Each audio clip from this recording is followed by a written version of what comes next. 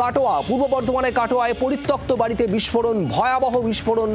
রাজুয়া গ্রামের উত্তরপাড়ায় একটি পরিত্যক্ত বাড়িতে এই বিস্ফোরণের ঘটনা এবং রীতিমতো কেঁপে ওঠে গোটা এলাকা।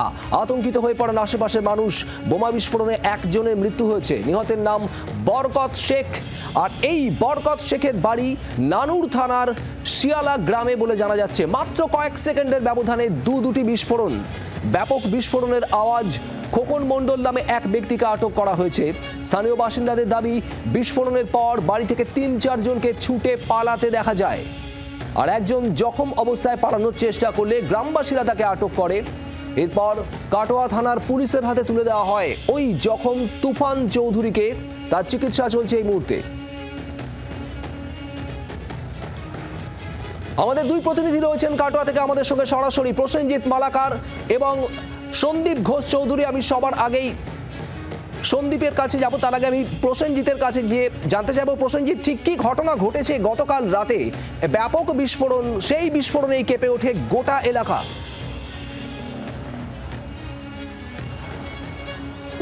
দেখো, বিস্ফোরণের ভয়াবহতা তোমাকে দেখানোর আগে তোমাকে আমি একটু বলার আগে তোমাকে ছবিটা দেখাই। আমি যেখানে দাঁড়িয়ে আছি একেবারে যে বাড়িতে বিস্ফোরণটি ঘটেছে তার ঠিক পাশের বাড়ির ছাদে, এবং সেখানে দেখা যাচ্ছে যে এই বাড়িটির উপরের যে টিন অ্যাজবেস্টারগুলি ছিল সেগুলি কার্যত বিস্ফোরণের তীব্রতা এতটাই ছিল যে পেছনের বাড়িতে, পাশের বাড়িতে সর্বত্র পড়ে রয়েছে। অর্থাৎ তুমি বুঝতেই পারছো যে বিস্ফোরণের তীব্রতাটা ঠিক কতটা ছিল। এবং তুমি যদি বাড়ির ছবিটা দেখো তাহলেই বুঝতে পারছো যে একেবারে কালো কালি ছিটি রয়েছে ওখানে, সেখানে কালো কালি ছিটি রয়েছে, গাছের উপরে অবধি জামা প্যান্ট ঝুলছে, অর্থাৎ সেটা ছিটকে গিয়ে গাছে লেগেছে। অর্থাৎ তুমি বুঝতেই পারছো যে বিস্ফোরণ কতটা হয়েছে। এবং এই ঘটনার পরে বেশ কিছু প্রশ্ন ইতিমধ্যেই উঠতে শুরু করেছে যে হঠাৎ করে এই বোমা বাঁধার কাজ একদম জনবসতি এলাকা, অর্থাৎ আশেপাশে এতগুলি বাড়ি, তার মাঝখানে হঠাৎ করে এই বোমা বাঁধার কাজ কেন করতে হয়েছিল, কি উদ্দেশ্য ছিল, তার পাশাপাশি কতজন মোট দুষ্কৃতী ছিলেন। কারণ গ্রামবাসীরা বলছেন যে বেশ কিছুজন পালিয়ে গেছেন, এবং এক্ষেত্রে দাঁড়িয়ে যার মৃত্যু হয়েছে আমরা জানতে পারছি নানুরের শিয়ালা গ্রামে তার বাড়ি, তার পরিবারের লোকজন বলছেন যে তারা জানতেন না তিনি কোথায় গেছেন। তিনি গতকাল বিকালবেলায় বেরিয়েছিলেন, তারপরে পুলিশ এসে জানায় যে তার মৃত্যু হয়েছে, কিন্তু মৃত্যু কিভাবে হয়েছে সেটাও তাকে জানানো হয়নি। অর্থাৎ তুমি বুঝতেই পারছো বেশ কিছু প্রশ্ন এই ঘটনায় উঠে যাচ্ছে। এবং এই গোটা ঘটনায় হঠাৎ করে গ্রামের মধ্যে গ্রামের মানুষরা বলছেন যে কেন এরকম বোমা বাঁধার প্রয়োজন পড়লো, কি উদ্দেশ্য ছিল, এবং যে তুফানকে আহত অবস্থায় গ্রামবাসীরা ধরে এবং তার চিকিৎসা চলছে, সেও দুষ্কৃতী হিসাবেই এলাকায় পরিচিত। সম্প্রতি কয়েকদিন আগেই জেল থেকে সে ছাড়া পেয়েছে। তাহলে সে ছাড়া পাওয়ার পরে আবারও সেই বোমা বাঁধার কাজ শুরু করেছিল। তার উদ্দেশ্য কী ছিল? এই উদ্দেশ্যের পেছনে কোথাও রাজনীতি রয়েছে, না অন্য কোনো গল্প রয়েছে, না আরও কোনো অন্য বিষয় রয়েছে, এলাকা দখল বা অন্য কিছু? সেই প্রশ্নগুলো উঠছে। পুলিশ গোটাটায় তদন্ত করছে, ইতিমধ্যে একজনকে আটকও করেছে। কিন্তু এই বিস্ফোরণে তোমাকে ছবিটা আরও একবার দেখাতেই বলবো, এই বিস্ফোরণের জেরে গ্রামবাসীদের যে কার্যত ঘুম উড়েছে এটা বলার অপেক্ষা রাখে না। কারণ যেভাবে গতকাল রাত্রেবেলাতে বিস্ফোরণের আওয়াজ পাওয়া গিয়েছে, এই এলাকার আশেপাশের প্রত্যেকটি বাড়ির লোক, বাড়ির মানুষ, তারা বেরিয়ে এসে দেখেন যে এমন একটি বড় বিস্ফোরণের ঘটনা ঘটছে। আওয়াজ শুনে কার্যত তারা থমকে যায়। এবং আশেপাশের তুমি যে বাড়িগুলি দেখছো, সেই গ্রামের মধ্যেই বাড়িগুলি যেগুলো রয়েছে সেখানে পরিবার বাস করে, বাচ্চা রয়েছে, সেখানে দাঁড়িয়ে তাদের যে কোনো বিপদ হয়নি এটা অন্তত গ্রামবাসীদের কাছে স্বস্তির খবর। কিন্তু সেক্ষেত্রে দাঁড়িয়ে বিস্ফোরণ যদি আরও বেশি হতো, অর্থাৎ পুলিশ যেটা অনুমান করছে যে বোমা বাঁধার কাজ চলছিল, সেই সময় বিস্ফোরণ ঘটেছে। জনবসতিপূর্ণ এলাকা, সেই এলাকার মধ্যে এই বাড়িতে কতদিন ধরে এই বোমা বাঁধার কাজ চলছিল? স্থানীয়রা কি আদৌ জানতো? আমাদের সঙ্গে থাকো প্রসেনজিৎ, স্থানীয়রা কি বলছেন শোনাবো একবার। গ্রামের মধ্যে ওনারা তো আসেন, ছাগল টাগল বাঁধা থাকে শুনলাম, তো ওনারা সন্ধ্যের দিকেও থাকেন।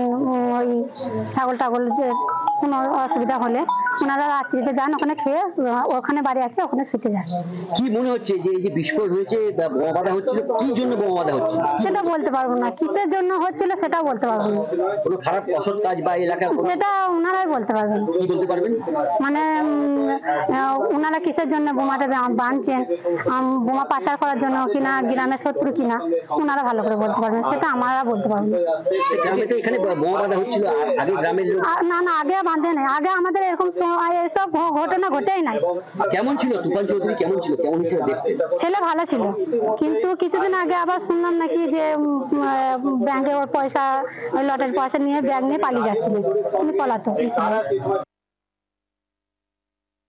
আমরা ঘরে আছি, ঘরে থাকতে এখন 8টা বাজে একটা প্রচুর বিকট আওয়াজ হয়, মানে মনে হচ্ছে যেন আমাদের ঘরে আওয়াজটা হলো। ছুটি বাচ্চা নিয়ে বেরিয়ে আসি, আমরা বলছি হয়তো সিলিন্ডার বাস্ট হয়েছে, নাহলে যেহেতু ছিপছিপ করে বৃষ্টি পড়ছে, গাছপালা আছে মনে হয় বাজ পড়ছে। এবার বেরিয়ে এসে দেখছি প্রচুর সব বাড়ির সব মানে অন্ধকার, কিচ্ছু দেখা যাচ্ছে না, একদম অন্ধকার। ছেলে নিয়ে আমরা সব ছুটি যখন রাস্তা দিয়ে কাঁদতে কাঁদতে বেরিয়ে গেছে, তখন বলছি পাশের বাড়িতে বোম বানছিল, বোম ব্লাস্ট হয়েছে। প্রচুর বিপদ হতো আমাদের, তো ছেলেরাই মরে গেত। আমার মুরব্বী শাশুড়ি মা ছিল, তিনি হার্ট ফেল করে দিয়েছে, আওয়াজ শুনি তিনি তো মনে হচ্ছে হার্ট ফেল করে মরে যাবে। ছোট বাচ্চারা নিয়ে আমরা সব কলো রব করে কিনতে বেড়াইছি, যে কি হলো আমরা বুঝতেই পারছি না যে কি হলো। আমরা এখনো পর্যন্ত আতঙ্ক রয়েছে, আমরা যে ছেলে নিয়ে কি করে বাড়িতে বাস করবো সেই চিন্তাই করছি। আমরা কেউ সামনেও ভাবতে পারিনি যে এখানে বোম বাঁধা হচ্ছে। ঘটনা ঘটার ওই আওয়াজ শুনে আমি এসেছিলাম, এসে দেখলাম যে টিনের চাল উড়ে গেছে, তারপরে মানে জামা কাপড় ছড়িয়ে ছিটিয়ে পড়ে আছে, বাড়িটা চারিয়ে গেছে। এগুলো দেখার পরে আমরা প্রশাসনকে খবর দিই। আমরা রাত্রিরে 8:30টার সময় একটা শব্দ খুব জোরে শুনতে পেলাম, গোটা গ্রামের লোক এসে দেখছি এই অবস্থা। গ্রামে কোনো আমাদের এরকম ঘটনা হয় নাই, এটা অনেকবার দেখি নাই, আমরা এই প্রথম দেখছি। স্থানীয়রা বলছেন যে তারা কিছুই জানতেন না যে এই ঘরে এই বাড়ির মধ্যে বোমা তৈরি হতো, আর এই বোমা বিস্ফোরণে যখন দুষ্কৃতী তুফান চৌধুরী এই মুহূর্তে হাসপাতালে চিকিৎসাধীন রয়েছেন। বহিরাগতদের এনে বোমা বাঁধার কাজ করছিল এই তুফান, অনুমান করছে পুলিশ। এই তুফান চৌধুরীর মা কি বলছেন শোনাবো। মশারাই শুয়ে আছে, তা সবাই বলছে গো দেখো ছাদতে উঠে কি হয়েছে, তা আমি বলছি যে আমি দেখতে পারবো না, কার কি হয়েছে জানি না। তারপরে সবাই বলছে ও গো তুফান মরে গেছে, তুফান মরে গেছে। তাতে বলি গেলাম বা গিয়ে কি দেখলেন? যে ওই এমনি সব ঝল খাইছে। তুফানকে এইসব করতো নাকি? না না, কোনো দিনকার জন্য কোনো পক্ষে করছে না, এই শয়তান লেগেছে মনে হয় ওর পেছুতে, কোনো শয়তানের কারণে হচ্ছে ওইটা। বাংলার আওয়াজ, বাঙালির আবেগ, জি 24 ঘন্টা।